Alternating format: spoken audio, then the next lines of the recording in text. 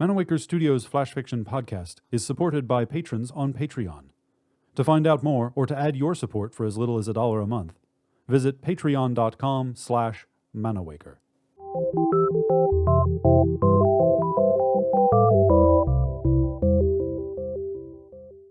Welcome to Manawaker Studios Flash Fiction Podcast. I'm CB Drogi. This week, They Saw Me Coming by Russell Hemmell. But in that fateful day, there were no God's trumpets in the sky to announce the pending apocalypse. The sun didn't turn pitch black, emitting dark solar flares, and there were no hurricanes on land or tsunamis lapping the frozen coasts of British Columbia. It was a morning like any other in that happy country called America. There was something out of picture, though. Little me, tottering out of a Martian, earth-bound, homely probe, in blissful ignorance. The tiny spaceship carried home, together with a bunch of data, a creature that should have never been given license to exist, let alone land. A space-bred, techno-modified beetle, with superpowers coming straight out of a Marvel movie. I even got a name, Marciba. And when humans start naming cockroaches like they were pets or pals, we can tell they're searching for troubles. I wasn't the first, or the last to be sure. Russians had been experimenting with my kind for decades to test the effect of space conditions on breeding, using a species known not to be fussy under that regard. Not to be outsmarted, Americans decided to go a step further, engineering a bionic exemplar and shipping it out to space. What such a brand of super roaches could possibly do if kept on Mars for a while, it was everybody's guess. And more importantly, would they be able to pass any bioenhancement to their offspring? All bets were out. The guys at Alpha Mars Station did a fine job. It's thanks to them I was able to get my light-powered exoskeleton and tiny bionic legs. They went further. They expertly messed with my DNA with surprisingly good results. And now, it's 398 days and 5 hours that Marciba has been walking over Earth's surface, reproducing at 11 times the normal beetle rate, and the effects have piled up, like a geometrical sum of infinitesimal small mistakes that in time produces catastrophic disasters.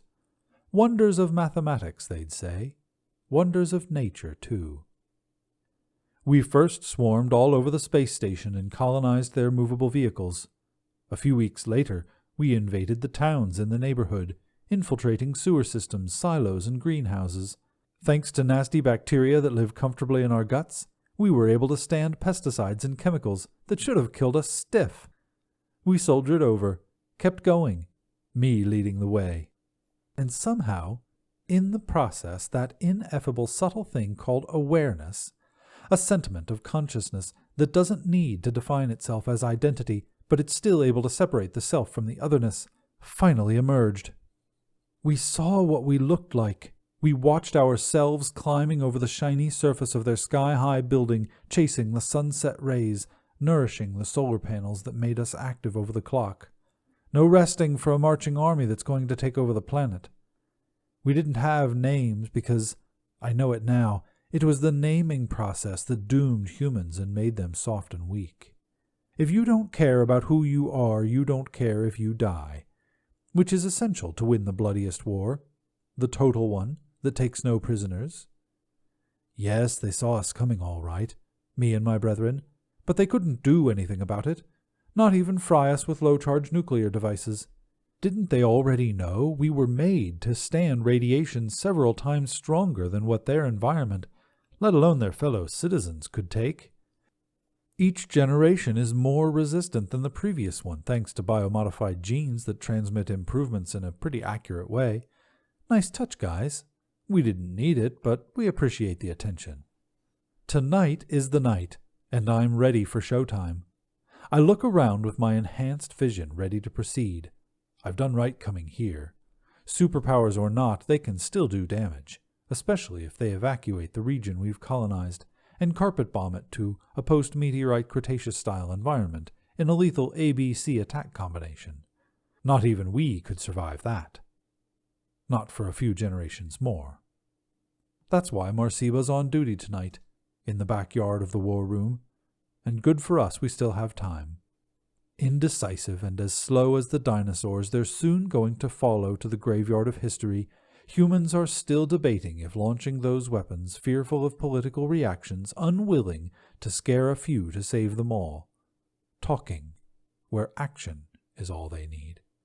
Unseen, unnoticed even by the electric sentries that guard this fortress-like place, I use my graphene-enhanced pincers to carve an entrance into the central mainframe. They're not ready to accept it, but no attack tonight, no attack ever.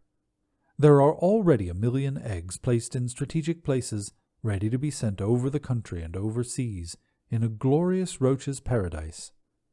I stomp over the meter-long cables, and gnawing my way to the core, I begin to sever the connections that keep the whole apparatus together. The frame's watchful AIs switch their cameras, zeroing on me, and 1,000 multi-layered screens reproduce my image all over, sharing it instantly with the WorldNet. They're seeing Marciba in all her beauty and might and glory now, for a day that would forever remain in the annals of history, if humans still existed to write them. My fangs munching slowly and inexorably through the tiny wires, I observe in awe my silvery reflection, the details of my elytra on the metallic panels, and I'm surprised to find them glittering, elegant, in a symmetry of lines and shades I've never noticed before. I'll probably give a name to my next offspring. They deserve it. After all, they'll inherit the world. This has been They Saw Me Coming, written by Russell Hemmell, and first appearing in Monstrosity. For more information about Manawaker Studios' other projects, including books and games, visit manawaker.com, which is also where you should go to learn more about the authors featured on this podcast or to get details about submitting a story. The Flash Fiction Podcast theme song is by Kevin MacLeod. Manawaker Studios' Director of Dice is Ben Baston. I'm CB Droege. You can follow me on Twitter and Facebook at CBDroege. Thanks for listening.